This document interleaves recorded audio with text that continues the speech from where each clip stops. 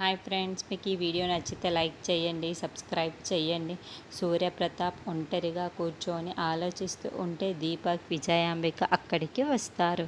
ఇక విజయాంబిక, ఏంటి తమ్ముడు ఏం ఆలోచిస్తున్నావు అని అడుగుతూ ఉంటే అదే రూప గురించి అని సూర్యప్రతాప్ చెబుతూ ఉంటాడు.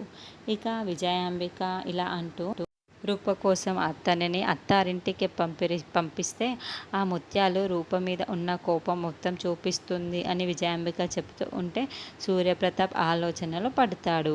అత్తగారింటికి పంపి రూపను బాధ పెట్టడం కంటే మన ఇంట్లోనే ఉంచుకొని మహారాణిలా చూసుకోవడం బెటర్ కదా అని విజయాంబిక సూర్యప్రతాప్కి చెబుతూ ఉంటుంది. ఇక సూర్యప్రతాప్ ఏం మాట్లాడకుండా మౌనంగా ఉంటాడు. ఇక తన మనసులో ఇలా అనుకుంటూ ఉంటాడు, రేపు నేను వెళ్ళి పెళ్ళి ఆపుతాను.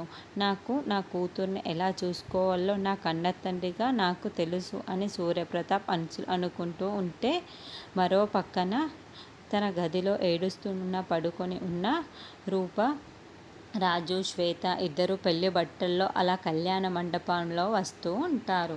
మరి సూర్యప్రతాప్ ఈ పెళ్ళిని ఆపుతాడు, రాజు శ్వేతని ఒకటి చేస్తాడా లేదా చూద్దాం.